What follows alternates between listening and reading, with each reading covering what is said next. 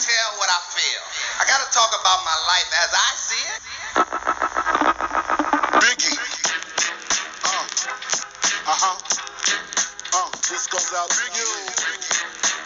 This goes out to you and you and you and you. So we just ended our jam intro. We're on our third session. And if you forgot, my hope is for us to go on a journey together and connect with each other on social media, YouTube and Instagram, somewhat on Twitter, and to encourage you all to have a more positive relationship with yourself. Encouraging you to add resources and tools to your toolbox that you will be actively able to utilize throughout. Access right there. And consider adding meditation to your regular practices. So let's switch gears. I find that we all tend to struggle with effectively communicating, especially when we're having a really tough day. There's a lot going on. We're extremely frustrated, and we're really having a hard time kind of processing how we feel. So it's hard to communicate with someone else, those around us, effectively. So I wanted to take today to talk about clean anger and dirty anger, to kind of hyper focus on effective ways to communicate with one another, as well as taking time to really process how we feel to ensure that we can affect change. Now, in order for us to do that, we need to be able to identify when we're really struggling internally and we're having a hard time effectively kind of understanding what's going on with us. Therefore, we're really unable to kind of communicate what our needs are in that moment and what we would like for the other person to receive.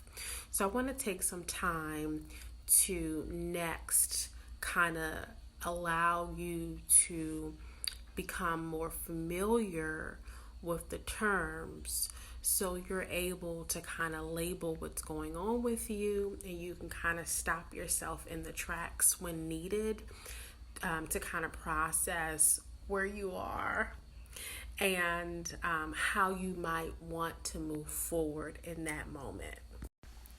So clean anger is when you are able to express yourself responsibly and appropriately. You are intentional with your communication. You are descriptive with your feelings, and it leaves room for communication and engagement to occur on both ends, so both parties feel heard.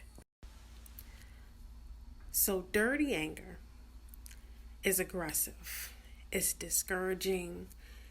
It's not empathetic, and it doesn't support your ability to manage and control your emotions. So being able to identify where you are, how you're feeling, how you're able to communicate, if you need to apply a coping mechanism to distract yourself while you gather yourself to be sure that you're able to effectively communicate with the person that you love, or being able to gauge what relationships are healthy and unhealthy and kind of setting boundaries for others, I think would be extremely helpful, as well as kind of gauging your own processing with yourself, because sometimes we really need to stop ourselves in our own tracks when we start that negative self-talk. So I would like to end this video with, usually we end with affirmations, but I want to end with some ways that we can stop some of that negative self-talk.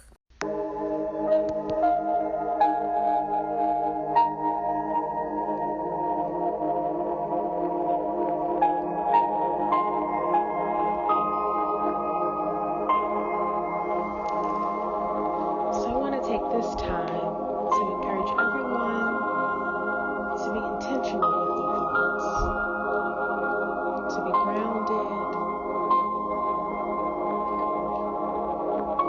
to affirm more positive thinking, more intentional with our ability to communicate effectively, and practicing having more healthy relationships. So here's some ways to self-soothe and to stop some of the negative thought processing that occurs throughout our day. Remember that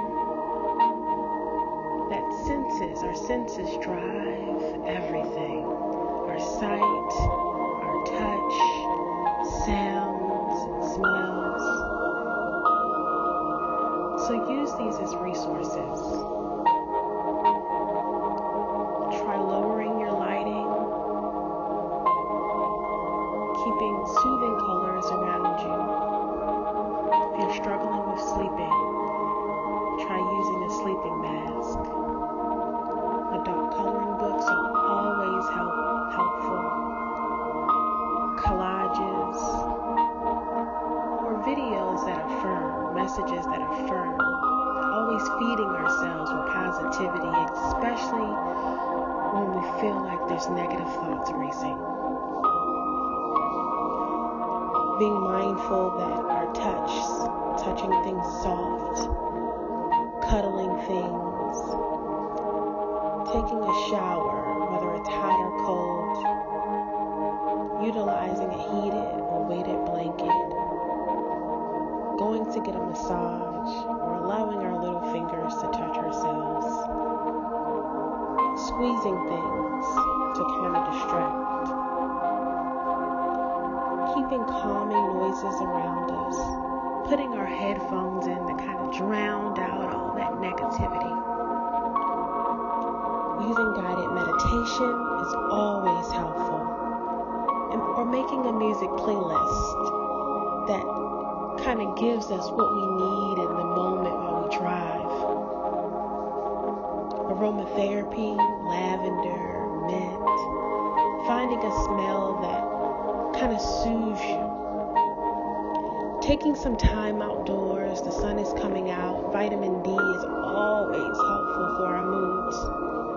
Lighting candles, smelling flowers, just getting in the fresh air is all very helpful. So try to use these tools to help you stay grounded and intentional.